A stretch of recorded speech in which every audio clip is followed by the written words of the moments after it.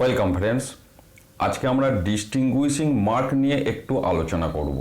Actually যারা নতুন presiding officer এবারে হয়েছেন তাদের বিশেষ করে এই ব্যাপারটা একটু গোলমাল লাগছে যে ডিস্টিংগুইশিং মার্ক জিনিসটা কি।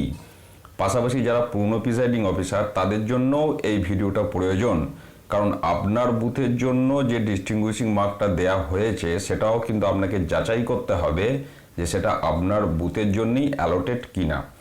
তো প্রথমে বলি, ডিস্টিংগুইশিং মার্ক এই যে দেখতে পাচ্ছেন একটা সার্কেল, তার ওপরে আর নিচে দুটো সংখ্যা লেখা থাকে, যেটা সমস্ত ফর্ম কভার সব জায়গায় এটা দিতে হয়। তো এটা অ্যাকচুয়ালি কিছু না, এটা একটা রাবার স্ট্যাম্প। এই যে দেখছেন একটা রাবার স্ট্যাম্প, প্লাস্টিকের একটা রাবার স্ট্যাম্প। এটা অরিজিনাল ডিস্টিংগুইশিং রাবার স্ট্যাম্প নয়, কারণ অরিজিনাল স্ট্যাম্প তো আমরা কোথাও পাবো না। তো এটা জাস্ট আমি একটা স্যাম্পল দেখাচ্ছি। এইরকম রাবার প্লাস্টিকের স্ট্যাম্প, এইটা হচ্ছে ডিস্টিংগুইশিং স্ট্যাম্প। মানে এইটা দিয়ে আপনি স্ট্যাম্প প্যাডেতে কালি লাগিয়ে এইভাবে দেবেন, আপনার ছাপটা পড়বে। তো এইভাবে ডিস্টিংগুইশিং ছাপগুলো সমস্ত জায়গায় দিতে হবে। এবং ডিসি থেকে এরকম ডিস্টিংগুইশিং স্ট্যাম্প, রাবার স্ট্যাম্প দুটো আপনাদেরকে দেবে। তো আশা করি বিষয়টা আপনাদের কাছে পরিষ্কার হয়েছে যে এই ডিস্টিংগুইশিং ছাপটা আমরা কিভাবে দেব। এইটা হচ্ছে সেই জিনিস, রাবার একটা স্ট্যাম্প, এইটার সাহায্যে স্ট্যাম্পটা দিতে হবে। এরকম দুটো করে ডিস্টিংগুইশিং স্ট্যাম্প প্রত্যেক বুথের জন্য দেওয়া হবে। এবারে যখন আপনি ডিস্টিংগুইশিং মানে ডিসি থেকে মালপত্র নিলেন, আপনাকে তো চেক করতে হবে যে ওই ডিস্টিংগুইশিং যে স্ট্যাম্পটা দিয়েছে সেটা আপনার বুথের জন্যই কিনা। তার জন্য এখানে এই যে দুটো সংখ্যা লেখা আছে, এই দুটো সংখ্যার কি তাৎপর্য সেটা আমাদের বুঝতে হবে। আপনারা যখন ডিসিতে যাচ্ছেন তখন অলরেডি আপনার অ্যাসেম্বলি কনস্টিটিউশনের নেম নাম্বার জেনে যাচ্ছেন, এবং ডিসিতে যে বুথেরও নেম আর নাম্বার আপনারা জেনে যাচ্ছেন।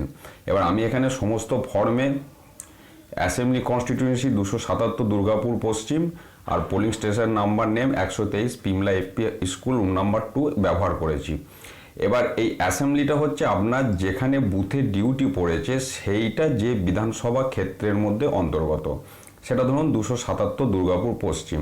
তাহলে এই যে অ্যাসেম্বলি কনস্টিটিউয়েন্সি আপনার যে নাম্বারটা, এই যে 277, এইটা বসবে ওপরে, এটা বুঝে নিন। আর এই যে পোলিং স্টেশন নাম্বার 123, এইটা থাকছে আপনার নিচে। তাহলে এইভাবে আপনাকে বুঝে নিতে হবে যে আপনাকে যে ডিস্টিংগুইশিং মার্কটা দিয়েছে সেটা একবার একটা টেস্ট করে দেখে নেবেন, বা ওটাকে উল্টো দিকে দেখলেও আপনি বুঝতে পারবেন সংখ্যাগুলো কি লেখা আছে।